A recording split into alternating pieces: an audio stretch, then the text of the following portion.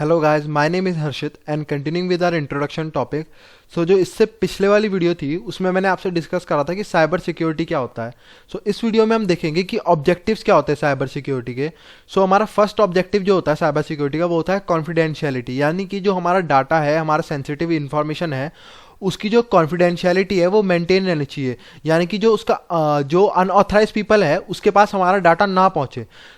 Confidentiality एक बहुत important pillar होता है साइबर सिक्योरिटी का, तो इसको हम आगे और अच्छे से डिस्कस करेंगे। सेकंड होता है हमारा इंटेग्रिटी, यानी कि जो हमारा डाटा है वो कंप्लीट रहना चाहिए, वो एक्यूरेट रहना चाहिए। जितना हम भेज रहे हैं वो उतना ही जाना चाहिए, वो कम और ज़्यादा नहीं जाना चाहिए। तो ये भी एक बहुत इंपॉर्टेंट पिलर होता है साइबर सिक्योरिटी का।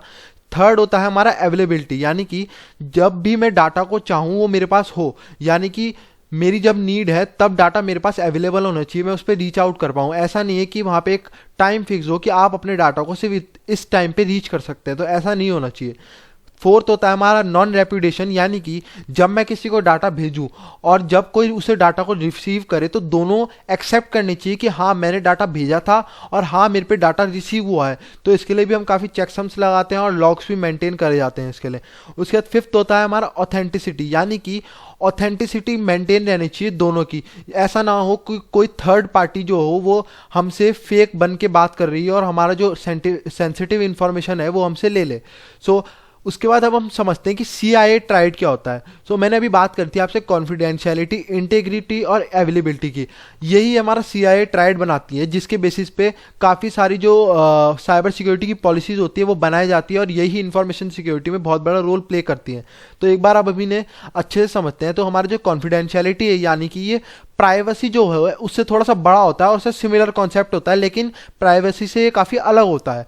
ठीक है, तो कॉन्फिडेंशियलिटी हुई क्या, जो हमारा सेंसिटिव डाटा है वो किसी गलत आदमी पे, किसी थर्ड पार्टी पे जो ऑथेंटिसिटी जिसकी नहीं है उस पर ना पहुंचे, लेकिन जो हमारा जो राइट पीपल है उसके पास ये रीच करना चाहिए। ऐसा ना हो कि हमने इतनी ज़्यादा सिक्योरिटी लगा दी हो, जो ऑथेंटिक पीपल है, जो राइट पीपल है, उनके पास भी ये डाटा नहीं पहुंच पा रहा। तो ऐसा भी नहीं होना चाहिए। तो इसके मेजर्स क्या होते हैं, इसके लिए हम डाटा को एनक्रिप्ट करते हैं, एनक्रिप्शन करते हैं डाटा के लिए।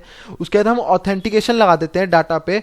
मल्टी फैक्टर भी होता है कि पहले तो नॉर्मल जो ड्यूल बाई फैक्टर होता है जिसमें हम 2 ऑथेंटिकेशन आजकल लगाते हैं, लेकिन उसके बाद मल्टी फैक्टर भी होता है जिसमें हम 3 और मोर जो ऑथेंटिकेशन है वो टेक्निक्स लगा देते हैं। पासवर्ड लगा दिया हमने और फिंगरप्रिंट्स लगा दिया हमने, OTP भी लगा दिया, तो ये सब मल्टी फैक्टर में आ जाएगा। उसके बाद जितना ज़्यादा हमारा सेंसिटिव डाटा होता है उतना हम फिजिकल सिक्योरिटी भी उसको प्रोवाइड करते हैं, क्योंकि हमें पता है मशीन्स है तो कुछ ना कुछ फॉल्ट उनमें हो सकता है, इसलिए हम उनमें फिजिकल सिक्योरिटी भी प्रोवाइड करते हैं कि हमने उनमें फायर प्रूफ चीज़ें लगा दी, उसके लिए हमने बाहर सिक्योरिटी गार्ड्स लगा दिए और उनका जो लोकेशन है जहाँ पे हमारा डाटा सेंटर है उसको हम रिवील नहीं करेंगे।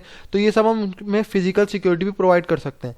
उसके बाद आता है इंटेग्रिटी। इंटेग्रिटी यानी कि मैंने आपको बताया था कि डाटा जो है हमारा वो एक्यूरेट होना चाहिए, कंसिस्टेंट और ट्रस्टवर्दी, यानी कि डाटा की जो कंप्लीटनेस है वो मेंटेन रहनी चाहिए, वो कम ज़्यादा ना हो।